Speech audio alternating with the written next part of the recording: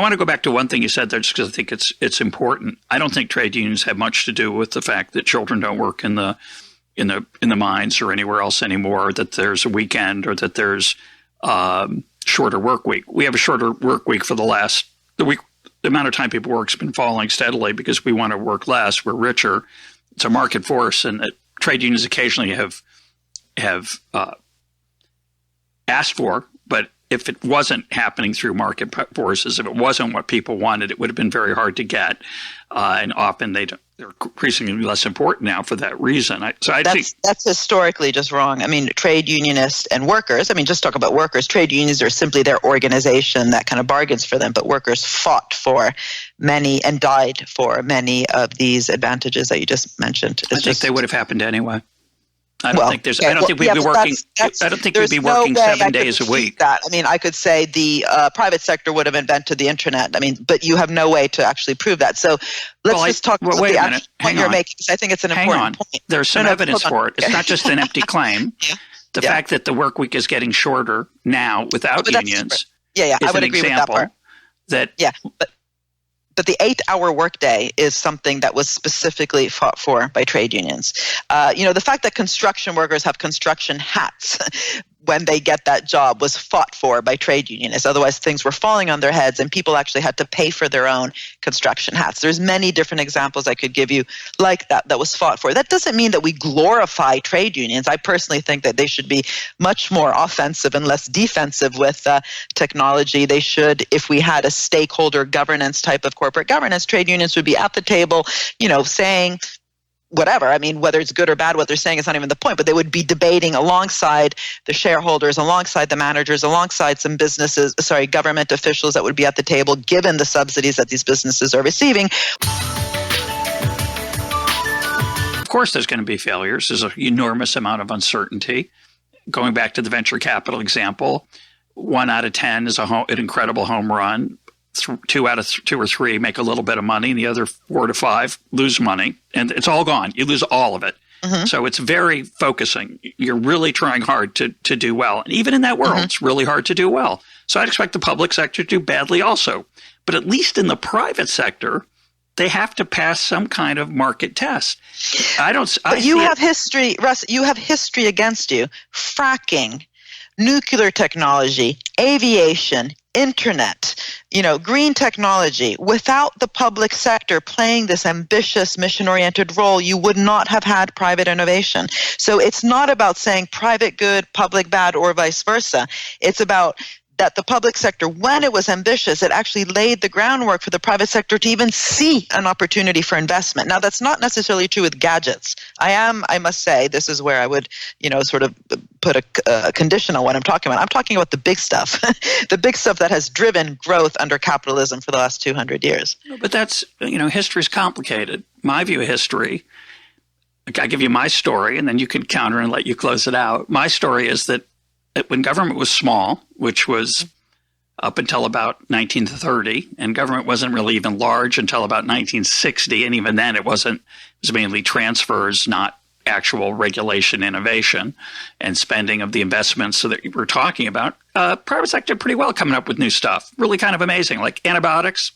That's private, that's not public. Sure, many current antibiotics were helped by public investment. But most of the innovations, as I like, one of my favorite lines is Orville Wright didn't have a pilot's license. A lot of the great innovations that people came from were just private people fiddling around, sometimes for large amounts of money, and other times just because they were creative people. Isaac Newton didn't come up with calculus because he thought it was going to make him rich. He did it because he loved thinking and respect of his peers. And that's a pretty powerful thing. And it worked for a long time really well. And it would have continued to work really well, I think, in the last half of the 20th century and the 21st. But you're right. Government, through a bunch of things it didn't intend, created some good stuff. You're hoping, I think, maybe this is unfair. I'd love for your reaction. You're hoping that if we tried harder to intend it, it would turn out even better. That just isn't obvious to me. But tell me why I'm wrong and give you the last word. Okay. So again, for me, it's never about saying, the private sector wasn't innovative during these periods in which I have tried to highlight, and basically the history of some of these massive technological shifts where the public sector did play a big role. It's not to say that the private sector was not important. It's that the form that these public investments, this is another thing I'd say, let's not use the word spend, but investments, public investments, investor first resort, played actually required not just a bunch of public money thrown at things, but particular types of organizations. And sometimes these fail just because of it's inevitable to fail for, all the successes that also occur, but also they could fail precisely because those organizations are structured problematically. So in inertial ways with the wrong kind of career structures where you're not allowed to take risks. I remember when I interviewed Cheryl Martin, who was one of the first directors of ARPA-E, she said, we actually measure our success by how much risk we're willing to take and how much then economy-wide success our successes have. So my first point is always about the structure, that because we've admitted the private sector is important, we structure it in some cases properly. The public sector, unfortunately, is often misstructured. So I'm sort of agreeing with you when it doesn't work.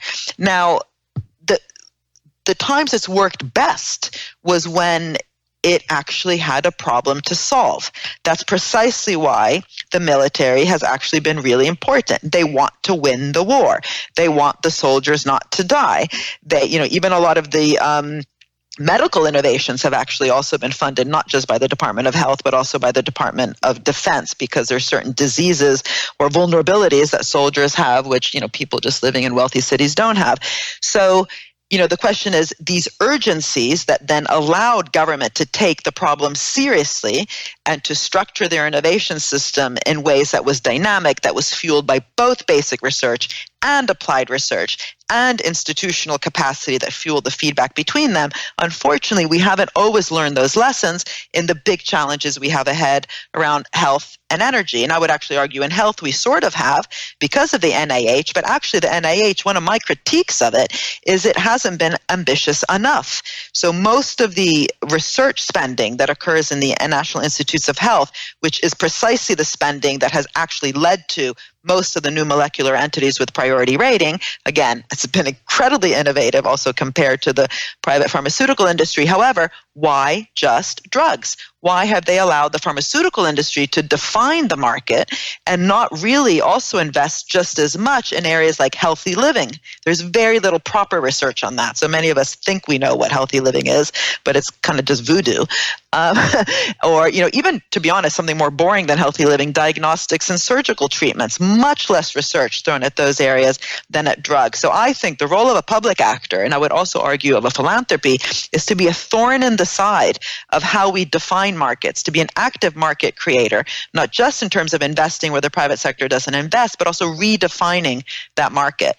That's, by the way, what I often argue the BBC was able to do in the broadcasting area, but that would be a whole other conversation, which we can maybe come to some other time. My guest today has been Marianna Mazzucato. Marianna, thanks for being part of Econ Talk. Thank you very much.